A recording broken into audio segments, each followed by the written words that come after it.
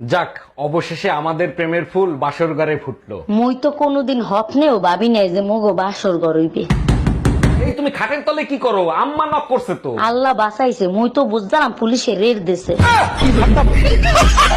ভাবতেছি ইলেকশন করব। তুমি করবা ইলেকশন? দেশ চালানো এত সহজ? তুমি জানো ভোটার হইতে 18 বছর আর বিয়ে করতে 21 বছর লাগে কেন? এটা তো কখনো ভেবে দেখিনি, কেন বলো তো? কারণ একটা বউ চালানোর থেকে দেশ চালানো অনেক সহজ। এটা ঠিক, পুলিশের লাঠির চেয়ে বেলন অনেক মজবুত। দোস্ত, দুইটা ছেলে বিয়ে প্রস্তাব দিছে, কারে বিয়ে করবো বলতো? দুইজনের ভিতর যারে তোর বেশি ভালো লাগবে তারে বিয়ে করবি। ভালো দুইজনেরই লাগে, এখন টস করে দেখবো কে হয় ভাগ্যবান। এতে টস করার কি আছে? যারে বিয়ে করবি না সে ভাগ্যবান হবে। আরে ইয়ার, তোর শাড়িটা তো অনেক সুন্দর। এটা হাজবেন্ড এনে দিয়েছিল 20,000 টাকা দিয়ে। মোবাইলটা তো সেই। এটাও হাজবেন্ড এনে দিয়েছিল 40,000 টাকা দিয়ে। তোর হাজবেন্ড না অনেক ভালো। ওটা বাবা এনে দিয়েছিল 50 লাখ দিয়ে। তোমার মতো স্বামী পেয়ে আমার জীবনটা ধন্য হয়ে গেছে। ভূতের মুহে রাম রাম, ব্যাপার কি? না, আমি এই যে তোমার এত অত্যাচার করি, এত কিছু কই, তারপরে তুমি কোনো সময় আমারে কিছু কো না। আমি আল্লাহর কাছে দোয়া করছি, এই এক জন্মে না, আমি তোমার 7 জন্মে স্বামী হিসেবে পাইতেছি। আল্লাহ, এটা তোমার কিরম বিচার? এক জনমের পাপের সাজা 7 জনম দিবা?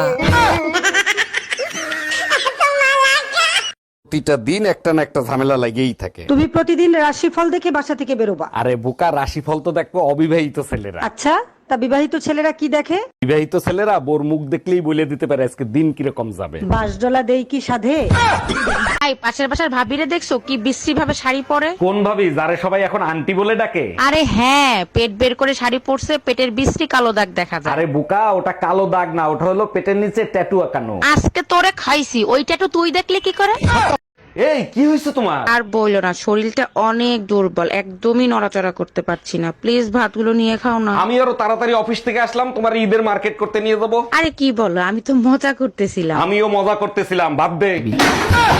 তা সত্যি করে বলো তো, বিয়ের আগে তোমার কয়টা গার্লফ্রেন্ড ছিল? আরে বোকা, গার্লফ্রেন্ড তো দুর্বল লোকেরা বানায়। আচ্ছা, আর তুমি কি মহাবীর যোদ্ধা ছিলা? আমি তো সেই সৈনিক যে বিয়ে করে পুরো টাইম বোম ঘরে নিয়ে আসার লোক। কি বললা? আমি টাইম বম?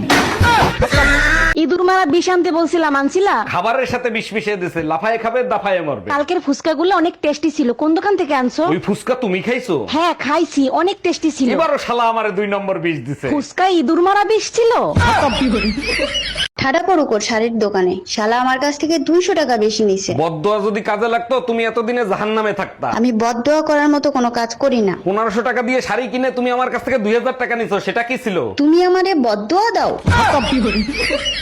জানেন ভাবি, ভাই আপনাকে এক ফোঁটাও ভালোবাসে না। আরে কি বলেন, আপনি জানেন না, অনেক ভালোবাসে। তাইলে আপনি যখন হারায় গেছিলেন তখন পুলিশের রিপোর্ট লেখায় নাই কেন? কারণ এর আগে মোটরসাইকেল হারাইছিল, পুলিশে 15 দিন ইউজ করে তারপর ফেরত দিচ্ছে। ও আচ্ছা।